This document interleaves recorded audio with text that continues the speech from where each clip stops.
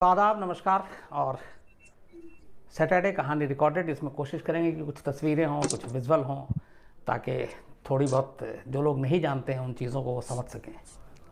जो आज की कहानी है, उससे पहले मैं शुरू करूं, आपको दो तीन चीज़ें बताता हूं। आमतौर पर जब अंडरवर्ल्ड या डॉन का नाम आता है कभी भी कहीं भी, तो जहन में वही खून खराबा, शूट आउट, गोली, चाकू, पिस्टल, ये सारी चीज़ें दिमाग में दौड़ती हैं और इसी तरह की चीज़ें सामने आती हैं, क्योंकि डॉन, क्रिमिनल, अंडरवर्ल्ड। लेकिन ये हिंदुस्तान का इकलौता ऐसा डॉन है जिसकी आज कहानी सुनाने जा रहा हूँ, जिसने न कभी कोई गोली चलाई, न कभी चाकू उठाया, न किसी को डंडे से मारा। उसने मतलब कभी भी किसी को फिजिकली अपने हाथ से नुकसान पहुंचाया ही नहीं। दूसरा, करीब 20 साल तक उसने मुंबई पे राज किया, लेकिन इन 20 सालों में जो उसने पूरी उसकी क्राइम की दुनिया थी, उसमें उसके खिलाफ एक भी मर्डर का केस दर्ज नहीं हुआ, क्योंकि उसने कोई मर्डर किया ही नहीं। तीसरी, उसका दबदबा और ऑरा इतना था कि एक वक्त जब वो गिरफ्तार किया गया और देश की प्रधानमंत्री इंदिरा गांधी थी, तब कहते हैं कि उसने बाकायदा दिल्ली मैसेज पहुंचाया था प्रधानमंत्री के ऑफिस तक, इंदिरा गांधी के पास, कि वो जितना कहेंगी उतने पैसे दे देंगे, उन्हें जेल से बाहर निकलवा दो। हालांकि बात नहीं मानी गई। तीसरी, कई पुलिस अफसरों से मेरी मुंबई में जब पहले बात होती थी अंडरवर्ल्ड को लेकर, मुंबई में शूट आउट को लेकर सारी चीज़ें, तो एक पुलिस अफसर, जिनका नाम नहीं लूँगा, वो बार बार कहते थे कि अगर ये चीज़ तय है कि अंडरवर्ल्ड ख़त्म नहीं होगा मुंबई से और अंडरवर्ल्ड के लोग रहेंगे हमेशा, और हम इसको पुलिस वाले भी ख़त्म नहीं कर सकते हैं, तो मैं हमेशा दुआ करता हूँ कि अंडरवर्ल्ड वो वाला दौर का हो जो हाजी मस्तान के दौर का था, उन हाजी मस्तान का जिनकी आज आपको मैं कहानी सुना रहा हूँ। अब एक पुलिस अफसर ये क्यों कह रहा है कि अगर अंडरवर्ल्ड लाजमी है, इसके बिना नहीं हो सकता, ये पूरी तरह ख़त्म नहीं हो सकता, तो फिर वैसा अंडरवर्ल्ड का दौर चाहिए जो हाजी मस्तान के दौर में था। तो मैंने वजह पूछी, ऐसा आप क्यों कह रहे हैं? कह रहा था कि वो जो काम होता था उस वक्त, जो काम करते थे, वो बड़ा लिमिटेड चीज़ें थी, उसमें आम लोगों का, लॉ एंड ऑर्डर का, पुलिस का डायरेक्ट खून खराबा, ये सब चीज़ें नहीं थी, और इसलिए पुलिस को कोई टेंशन नहीं होती थी, क्योंकि इससे आम लोग नहीं जुड़े हुए थे। और हाजी मस्तान की एक खासियत थी, एक नसीहत थी कि गलत काम भी करो तो उसमें किसी आम आदमी जिसका इस पूरे पेशे से कोई लेना देना नहीं है, ना उसके रास्ते में आओ, ना उसको तंग करो और ना उसको परेशान करो। ये हाजी मस्तान का फ़लसफ़ा था। तो आज इसी डॉन की कहानी, जिसे ये भी खिताब हासिल है कि मुंबई का पहला अंडरवर्ल्ड डॉन कौन था, तो आप जितने लोगों से बात करेंगे एक ही नाम आता है, हाजी मस्तान।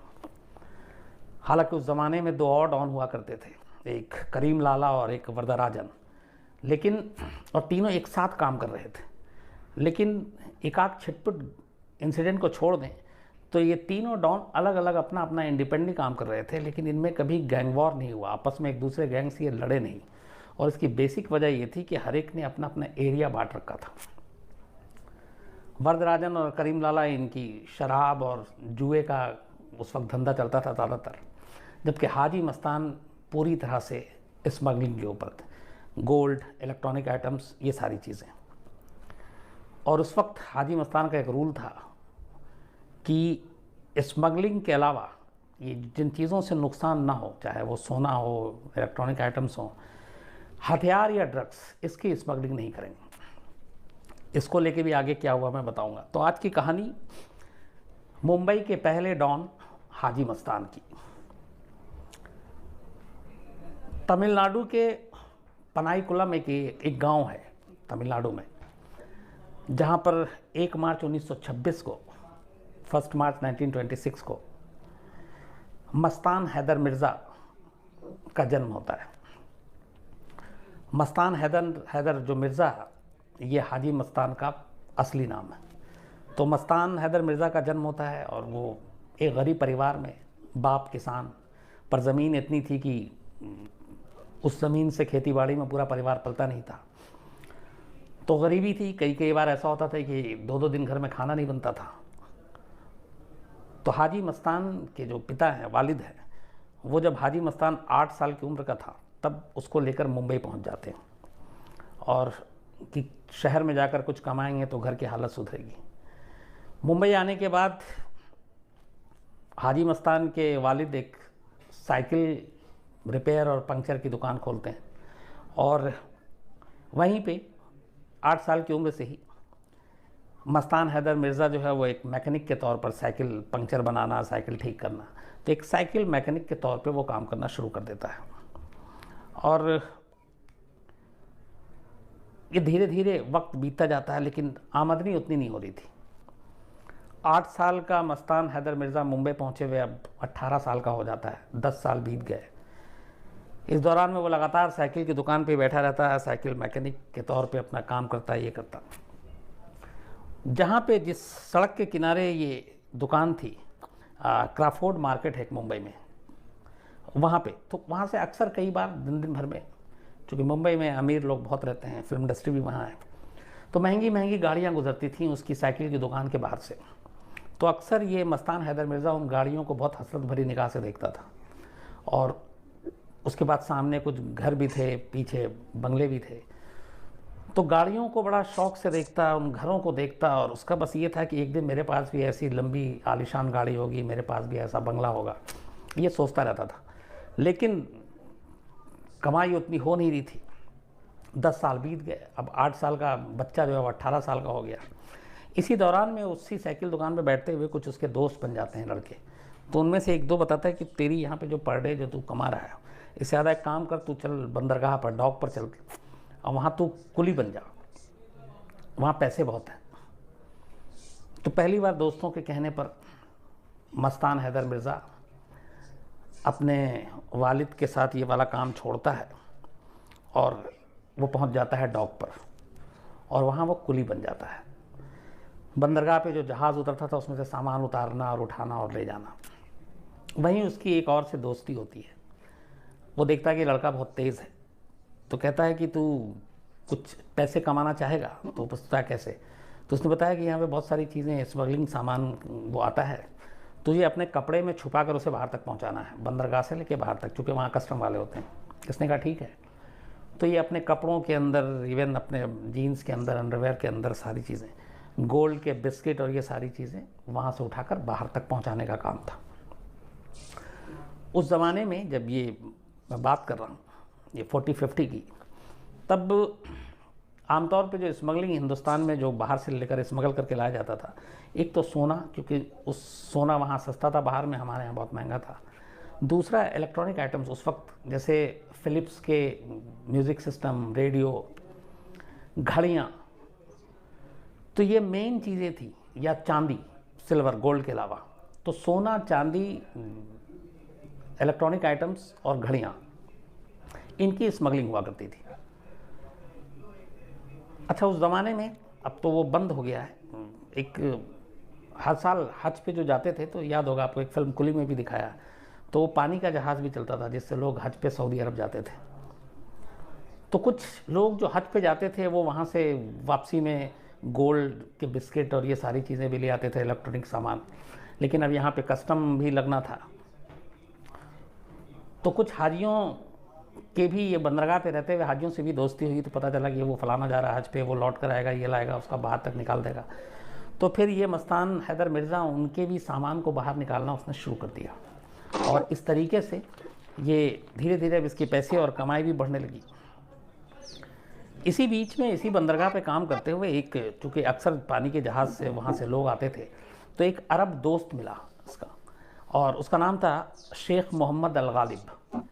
तो इसकी मुलाकात बंदरगाह पर हुई, और वो जो शेख मोहम्मद अल गालिब था वो स्मगलिंग का काम करता था। तो इत्तेफाक से हैदर मिर्ज़ा से मुलाकात होती है, मस्तान हैदर मिर्ज़ा से, और वो उसको अपने साथ काम करने की ऑफ़र देता है। मस्तान मान जाते हैं। उसके बाद ये स्मगलिंग शुरू हो जाता है। एक ऐसे ही खेप में ये शेख मोहम्मद अल गालिब सोना लेकर सऊदी अरब से मुंबई की बंदरगाह पर पहुंचता है, और उसके बाद इसको मस्तान मिर्ज़ा को देना था। मस्तान मिर्ज़ा को जैसे ही देता है, किसी ने मुखबरी कर दी थी तो वहाँ पे कस्टम, और उनको पता चल गया, तो इसको पकड़ लिया शेख मोहम्मद अल गालिब को, जो सऊदी था, और उसको पकड़ने के बाद उसके पास से कुछ और भी गोल्ड मिले। लेकिन इस दौरान भी उसने एक बहुत बड़े सोने की खेप तब तक शेख मिर्ज़ा को दे दिया था। तो कस्टम वाले उसे पकड़ के ले जाते हैं, उसके बाद उसको सज़ा होती है 3 साल। वो 3 साल जेल चला जाता है मुंबई में। 3 साल के बाद जब वो बाहर आता है तो उसी डॉक पे पहुंचता है। उसके बाद मिर्ज़ा से मिलता है, और वहाँ पे मिलने के बाद जब मिर्ज़ा उससे मिलता है तो वो अपने घर ले जाता है। ले जाने के बाद पहली बार वो देखता है कि वो जो गोल्ड जिस बॉक्स में था वो बॉक्स उस घर में वैसे ही उसको खोला तक नहीं गया है। उसके बाद वो कहता है कि आप इसको खोल के देख लीजिए। शेख गालिब जो है वो खोलता है, उसमें वैसे ही सोना। वो बड़ी इस ईमानदारी पे खुश होता है और उसमें से आधा सोना मिर्ज़ा को दे देता है। मिर्ज़ा की ज़िंदगी यहीं से पलट जाती है, वो अचानक अमीर हो जाता है। और उसके बाद अब उसे ये सारे गुण भी मालूम हो गए थे, कैसे स्मगलिंग होता है, क्या होता है। तो अब धीरे धीरे ये सारी चीज़ें होती गई, स्मगलिंग में नाम बढ़ता गया, पैसे आते गए। अब मिर्ज़ा को अपने शौक़ पूरे करने की बारी आई। लंबी गाड़ियों का शौक़ था तो सबसे पहले मर्सिडीज़ बेंज खरीदी, मर्सिडीज़ कार में वो घूमता। उसके बाद एक पॉश एरिया में उसने बंगला लिया। फिल्मों का बहुत ज़्यादा शौकीन, तो फिल्मों के लिए फिर फिल्में देखना। और उस वक्त जितने लोग थे जो फिल्मों में, चाहे वो धर्मेंद्र हों, राज कपूर हों, संजीव कुमार हों, अमिताभ बच्चन हों, दिलीप कुमार, इन सब से दोस्ती, इनके साथ तस्वीरें खिंचाना, मिलना, उठना बैठना, फिल्मों का बहुत ज़बरदस्त शौक़ था। कहते हैं कि इस पूरे सफ़र में, स्मगलिंग में इतने पैसे कमा लिए कि एक मिलियनायर डॉन हो चुका था तब तक हैदर मिर्ज़ा। और उसके बाद इसके अपने जो शौक़ पूरे हुए तो गाड़ी भी आ गई, बंगला भी आ गया। हमेशा वाइट ड्रेस पहनने का शौकीन, तो सफ़ेद कपड़े, वो भी डिज़ाइनर सूट। और सिगरेट और सिगार पीने का शौकीन, सिगरेट हमेशा 555, बड़ा फेमस ब्रांड था, अब भी है शायद, तो 555 सिगरेट पीना। फिर कहते हैं कि फिल्म इंडस्ट्री में चूँकि बहुत नज़दीकी थी, मधुबाला को जब पहली बार देखा तब हैदर मिर्ज़ा को मधुबाला से प्यार हो गया और वो मधुबाला से शादी करना चाहता। और ये बात कहते हैं कि कहीं ना कहीं मधुबाला तक भी पहुंची थी, लेकिन उसे मालूम था कि ऐसा हो नहीं पाएगा। तो वो प्यार एक तरफा था, मधुबाला की तरफ से कभी नहीं रहा। तो मधुबाला से तो एक तरफा इश्क रहा। इसी बीच में एक फिल्म इंडस्ट्री में एक लड़की दिखाई दी, एक छोटी मोटी एक्ट्रेस थी, उसका नाम सोना था। सोना की शक्ल बहुत हद तक मधुबाला से मिला करती थी। तो जब सोना को देखा मस्तान मिर्ज़ा ने तो उसे लगा चलो मधुबाला ना सही, मधुबाला की हम शक्ल सही। तो फिर सोना से प्यार हुआ। सोना की कई छोटी मोटी फिल्में उसमें फाइनेंस करना शुरू किया, सोना को बतौर हीरोइन काम भी किया, लेकिन सोना चली नहीं। तो लंबे वक्त तक उसको फाइनेंस किया उसकी फिल्मों को, लेकिन बाकी कुछ हुआ नहीं। आखिर में लेकिन मस्तान मिर्ज़ा ने सोना से शादी कर ली और फिर वो सोना बीवी हो गई। इस दौरान में लगातार हाजी मस्तान का कद, पद, शोहरत, दौलत सब बढ़ती जा रही थी और बिना गोली चलाए, बिना लड़े, एक तरह से मुंबई का वो एकदम डाउन हो चुका था। और इस बीच में फिर वरदराजन जो है वो वापस साउथ लौट गया। करीम लाला भी थोड़ा सा अपना जो धंधा था वो सिमटने लगा। कुछ नए गैंग आने लगे, फिर पठान ब्रदर्स, दाऊद इब्राहिम का उस वक्त वो हो रहा था। तो ये लेकिन जितने थे ये सब ही के सब एक तरह से हाजी मस्तान के चेले थे। हाजी मस्तान ने इन लोगों को बताया कि स्मगलिंग क्या होती है, कैसे होती है, और ये सब बिना किसी भेदभाव के हाजी मस्तान की हर बात को मानना होता था, क्योंकि हाजी मस्तान को ये सब अपना गुरु मानते थे। तो ये दौर चल रहा था, धीरे धीरे वक्त बीत रहा था, स्मगलिंग का काम भी बढ़िया चल रहा था और हाजी मस्तान कभी गिरफ्तार नहीं हुआ। इस दौरान में लगभग कई साल बीत गए। उसकी एक वजह ये थी कि वो पुलिस और कस्टम वालों को हमेशा महंगे महंगे तोहफे देता और उन तोहफों के ज़रिए ख़रीद लेता। जो कस्टम अफसर या पुलिस वाले नहीं बिकते वो उनका ट्रांसफ़र करा देता। उसकी पहुंच चूँकि एक फिल्म इंडस्ट्री में थी, फिर नेताओं के साथ थी, तो जो ईमानदार होते, जो नहीं बिकते, जो अपना ईमान नहीं बेचते, उनको हाजी मस्तान उनका ट्रांसफ़र करा देता, उनको भी नुकसान नहीं पहुंचाता। कहते हैं कि एक मुंबई पुलिस ने ये कहानी सुनाई थी कि एक बार एक कस्टम अफसर जिसको बहुत ख़रीदने की कोशिश की और हाजी मस्तान को बड़ा परेशान कर रहा था, वो ये दौर था करीब 74 में, और वो किसी भी कीमत पे हाजी मस्तान की जो खेप आती थी उस पर पकड़ लेता रेड में। तो हाजी मस्तान को बहुत नुकसान हो रहा था। उसने ख़रीदने की कोशिश की, वो बहुत ईमानदार अफसर, नहीं बिका। लास्ट में फिर अपना जो है संपर्क निकाला और पॉलिटिकल उसमें और उस कस्टम अफसर का ट्रांसफ़र करा दिया। कहते हैं कि जब ट्रांसफ़र हुआ और वो अफसर उस दिन मुंबई एयरपोर्ट जाता है और अपने घर लौट रहा था, ट्रांसफ़र का पेपर एक दिन पहले मिला, नेक्स्ट डे वो ट्रांसफ़र पेपर उसका, उसे मालूम था ट्रांसफ़र हो गया, तो उसने कहा नई पोस्टिंग जो है उसको ज्वाइन करने से पहले घर आता हूँ। तो वो एयरपोर्ट गया, फ़्लाइट में बैठा। जब वो फ़्लाइट में बैठा, इतने में हाजी मस्तान, ये जो हैदर मस्तान मिर्ज़ा असली नाम, ये बाकायदा फ़्लाइट के अंदर दाखिल होता है मुंबई एयरपोर्ट पहुंचने के बाद, और जाने के बाद उस अफसर से को कहता है कि ऑल द बेस्ट। हालांकि अंग्रेज़ी नहीं आती थी, ये भी कहते हैं कि हाजी मस्तान से जब कोई अंग्रेज़ी में बात करता था तो वो सिर्फ एक ही शब्द कहता था, या।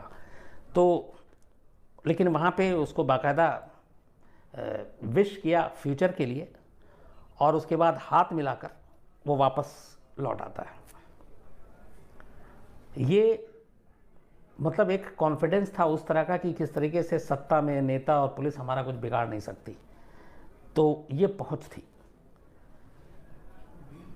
लेकिन उसके बाद 1974 में एक बार एक महाराष्ट्र के मंत्री के प्रेशर में कुछ अनबन हो गई थी। वो दिल्ली में धरने पर बैठ जाते हैं और मस्तान मिर्ज़ा की गिरफ्तारी की मांग करते हैं, जिसके बाद फिर दबाव में आकर महाराष्ट्र पुलिस से, मुंबई पुलिस से कहा जाता है मस्तान मिर्ज़ा को गिरफ्तार किया जाए। तो मस्तान मिर्ज़ा को गिरफ्तार किया जाता, लेकिन जेल नहीं भेजा जाता।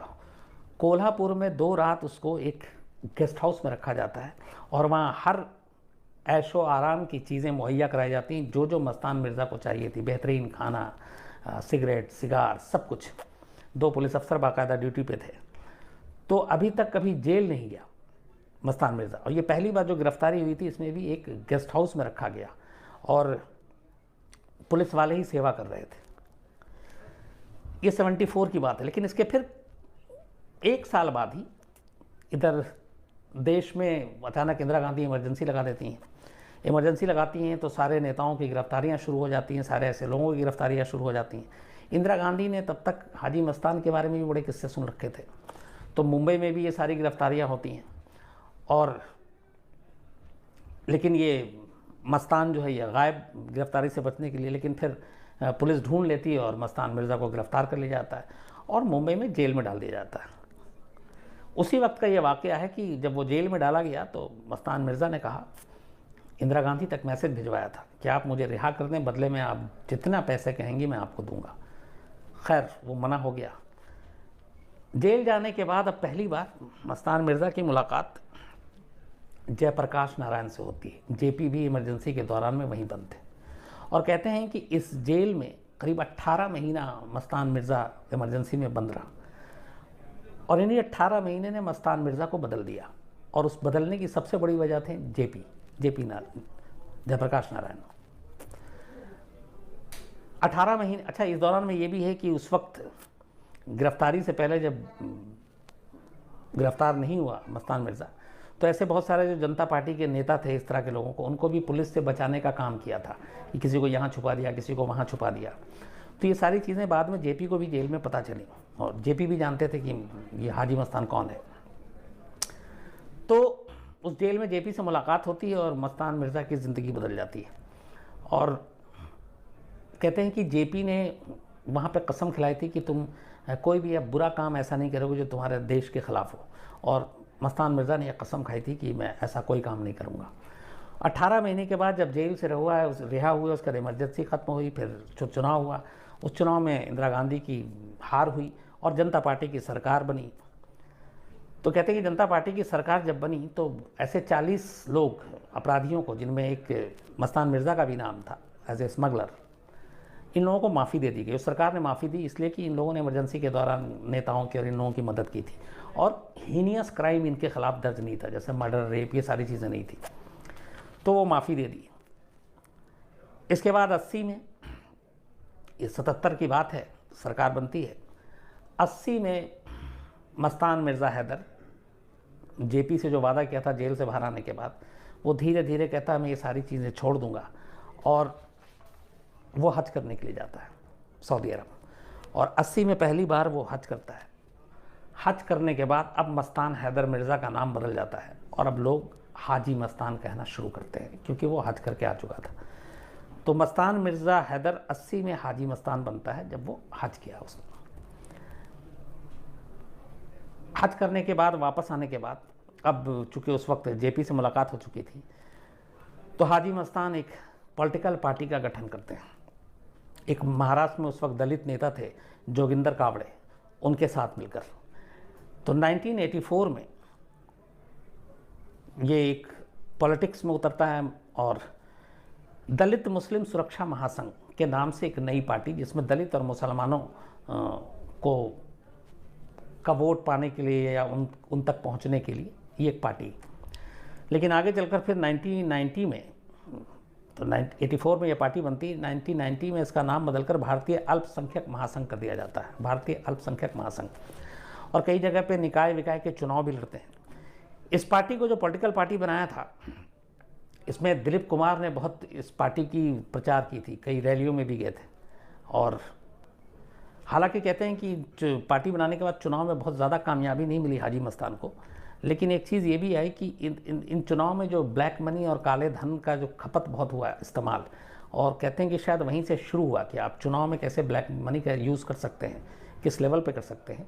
तो ये रास्ता उसी 80 के दौरान खुला था जब हाजी मस्तान ने पार्टी बनाई थी। तो खैर ये पार्टी वाटी तो चली नहीं। इस बीच में अब दाऊद इब्राहिम लगातार हाजी मस्तान के लिए काम कर रहा था। ये जो अरुण गवली हों या फिर छोटा राजन, ये सारे उभर रहे थे और कहते हैं कि हाजी मस्तान के उत्तराधिकारी के तौर पे दाऊद इब्राहिम का नाम था कि अगला हाजी मस्तान के बाद वही बनेगा। लेकिन हाजी मस्तान के 2-3 उसूल थे। वो ये कि आप स्मगलिंग जो करोगे उसमें ड्रग्स नहीं होगा, उसमें शराब नहीं होगा, उसमें हथियार नहीं होंगे। तो ये जब तक हाजी मस्तान पावरफुल थे ये सारी चीज़ें चलीं। और ये भी कहा था कि तुम, कहते हैं कि दाऊद को एक नसीहत ये भी दी थी कि जब तक पुलिस तुम्हारे पीछे नहीं पड़ेगी, जब तक कि तुम आम लोगों के बीच में नहीं पड़ोगे और आम लोगों को तंग नहीं करोगे। इसलिए जो अपना काम है ये काले धंधे का, इसको जो टाइम बताया था, रात 9 बजे से लेकर सुबह 5 बजे के बीच ही अंजाम दो। जो भी काम गलत करना है रात 9 से सुबह 5 के बीच में, क्योंकि सुबह 5 से लेकर रात 9 तक आम लोग सड़कों पे होते हैं, अपनी रोज़मर्रा की ज़िंदगी जीते हैं और सारी चीज़ें होती हैं। तो जब तुम ये करोगे तो तुम आम लोगों के बीच में नहीं आओगे, और आम लोगों के बीच में नहीं आओगे तो तुम पुलिस तुम्हारे बीच में नहीं आएगी। ये एक फ़लसफ़ा था और बाकी ये मंत्र थे। लेकिन धीरे धीरे राजनीति में आने के बाद फिर हाजी मस्तान की पकड़ ढीली होती गई और उधर दाऊद इब्राहिम का कद बढ़ता गया। और दाऊद इब्राहिम ने फिर हाजी मस्तान का गैंग ही छोड़ दिया, वो अपना खुद का उसने गैंग बनाया। और फिर जो हाजी मस्तान ने नहीं किया, चाहे वो ड्रग्स हो, हथियार हो, सारी चीज़ें, जो चीज़ें नहीं करने के लिए कहा गया था वो सारी, फिर बॉलीवुड से वसूली हो, बिल्डर्स से वसूली हो, ये सारी चीज़ें, फिर अंडरवर्ल्ड का चेहरा बदल गया। जैसे ही हाजी मस्तान राजनीति में आने के बाद धीरे धीरे उनकी लाइफ बदलती गई, सोशल लाइफ बदलती गई, वैसे वैसे इधर दाऊद इब्राहिम का उभार होता गया, उभरता गया। लेकिन दाऊद इब्राहिम ने फिर अंडरवर्ल्ड का जो वरदराजन या करीम लाला या हाजी मस्तान के दौर में नहीं हुआ, आपस में राइवलरी, खून खराबा, इस तरह की चीज़ें, इस तरह की स्मगलिंग, वो अब सब अंडरवर्ल्ड में शुरू हो गया। सड़क पे खुलेआम गोलियां चलने लगी, एक दूसरे के गैंग के लोगों को मारा जाने लगा, RDX से लेके AK-47 तक स्मगलिंग शुरू हो गई। तो इन सारी चीज़ों ने गैंग का चेहरा एकदम बिगाड़ के रख दिया। इसके बाद इसी दौरान में अब बीच में हाजी मस्तान के ऊपर फिल्म बनाने की बात आई, चूँकि एक तो हाजी मस्तान का फिल्म इंडस्ट्री से बड़ा करीबी रिश्ता था। तो जो दीवार फिल्म बनी, उस दीवार फिल्म के लिए वो पूरी जो कहानी थी वो हाजी मस्तान को सामने रखकर लिखी गई। सलीम जावेद साहब ने लिखी। और कहते हैं कि सलीम जावेद साहब ने जब ये कहानी लिखी और इसके लिए अमिताभ बच्चन को किरदार दिया गया, ये तो हाजी मस्तान के कैरेक्टर को बेहतर तौर पे समझने के लिए कई बार अमिताभ बच्चन और सलीम खान ये हाजी मस्तान के घर जाकर बैठते थे, बातें करते थे, मिलते थे और समझने की कोशिश करते थे। तो इसके अलावा बड़े बड़े फिल्म स्टार और ये सारे लोग वहाँ हाजी मस्तान के पास जाया करते थे, घर पे जाया करते थे। लेकिन इस फिल्म के लिए ख़ास तौर पर अमिताभ बच्चन, सलीम खान ये लोग कई बार गए और मुलाकात की। तो दीवार फिल्म बनी जो सुपर हिट हुई, सुपर डुपर हिट हुई, जिसने अमिताभ बच्चन के कैरियर को भी बदल कर रख दिया। एंग्री यंगमैन की छवि आई सामने। इसके अलावा जो हाल में कुछ साल पहले once upon a time in Mumbai, ये फिल्म भी हाजी मस्तान की ज़िंदगी पर है जो बनी। 1994 में आखिरी के 2-3 साल हाजी मस्तान ने ज़्यादातर अपनी फैमिली के साथ वक्त बिताया। 1994 में हार्ट अटैक से हाजी मस्तान की मौत हो जाती है मुंबई में। उधर वरदराजन, करीम लाला की भी मौत हो गई। तो एक जो अंडरवर्ल्ड का जो पहला एक एरा था जिसमें पहला डॉन मुंबई का हाजी मस्तान, उसके बाद वरदराजन, करीम लाला, तो ये सब धीरे धीरे इनकी मौत के बाद ये सब हाशिए से निकल गए, पिक्चर से गायब हो गए और एक नई खेप सामने आई। दाऊद इब्राहिम, अरुण गवली, छोटा राजन, इन लोगों ने फिर मुंबई अंडरवर्ल्ड का पूरा चेहरा ही जो है वो बदल कर रख दिया। और फिर तो अंडरवर्ल्ड बल्कि आतंक के भी रास्ते पे ही चल पड़ा। 93 का ब्लास्ट, दाऊद इब्राहिम उसमें शामिल, और जिस तरीके से ये मुंबई में शामिल और जिस तरीके से ये मुंबई में हुआ सीरियल ब्लास्ट, तो जो 70-80 तक मुंबई का चेहरा था अंडरवर्ल्ड का, वो 90 के बाद एकदम पूरी तरह से बदल गया और ज़्यादा खूनी हो गया। अभी हाजी मस्तान के परिवार के लोग मुंबई में 2 बेटियां हैं, एक बेटा है जिसको गोद लिया, उसका नाम शायद सुंदर है, मैं भूल रहा हूँ, लेकिन हाजी मस्तान ने गोद लिया था। हाजी मस्तान को कोई बेटा नहीं है तो गोद लिया है और वो है। और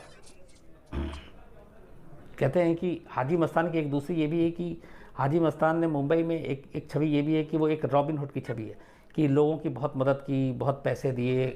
ये भी कहते हैं कि खुद मुंबई पुलिस की ही तरफ से ये कहा गया था कि जब नज़र रखी जाती थी हाजी मस्तान पे बाद में, तो देखते थे कि सुबह घर के बाहर लाइन लगी रहती थी लोगों की।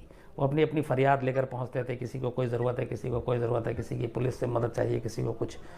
तो वो बाकायदा दरबार भी लगाया करता था और एक रॉबिन हुड की भी छवि थी। लेकिन बाद में अंडरवर्ल्ड का ये सब कुछ चेहरा ही बदल गया और अब खैर दरबार लगाना तो दूर, अब तो देश से ही लोग बाहर भागे में सारे जो अंडरवर्ल्ड के डॉन हैं, और हमारी पुलिस तलाश रही है, सब भगोड़े हैं इस वक्त, और पता नहीं कितने कितने खून सबके सर पे है इल्ज़ाम।